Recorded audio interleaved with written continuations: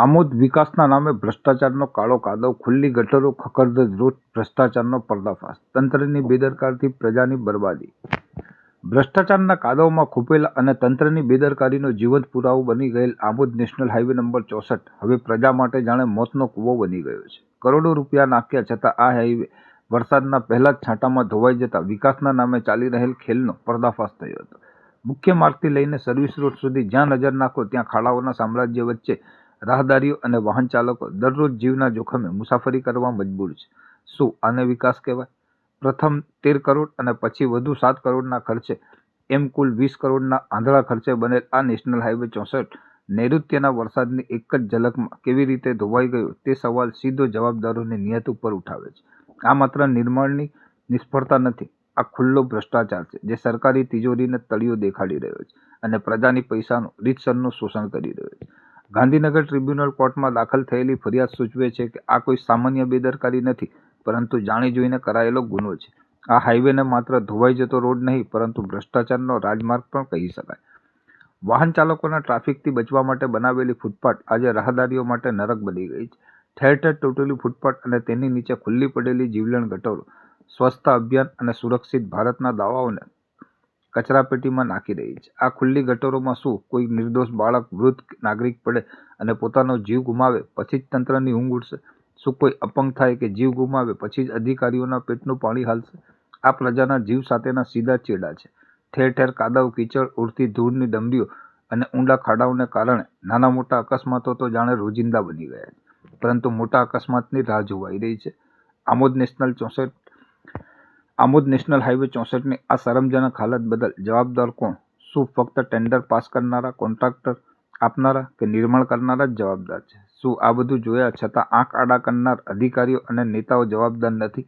પ્રજાનો રોષ સાતમા આસમાને છે. સ્થાનિક નાગરિકોનો આક્રોશ છે કે શું કોઈ નિર્દોષ નાગરિકનો જીવ ગયા પછી જ તંત્રને વિકાસની યાદ આવશે?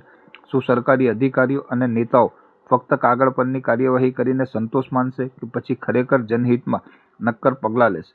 તાત્કાલિક ધોરણે આ મોતના હાઈવે અને જીવલેણ ગટરોનું સમારકામ કરવામાં આવે, જવાબદારો સામે કડક કાર્યવાહી થાય અને પ્રજાને નર્કમાંથી મુક્તિ મળે એ પ્રજા સહિત સમયની પણ માંગ છે. જો તંત્ર આમાં વધુ વિલંબ કરશે તો પ્રજાનો આક્રોશ જ્વાળામુખી બનીને ફાટશે તે નિશ્ચિત છે.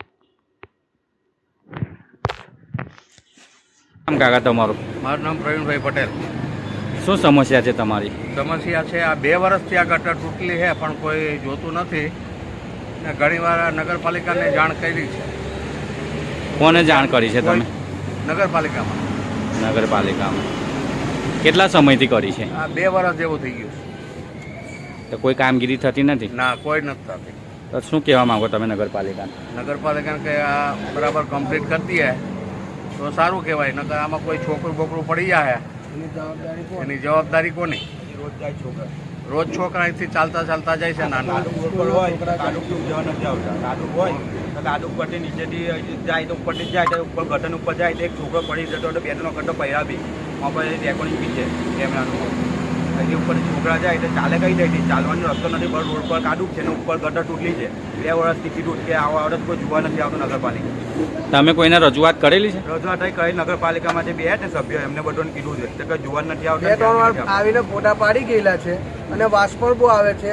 એ બીમારી થાય એનો જવાબદાર કોણ રહેશે?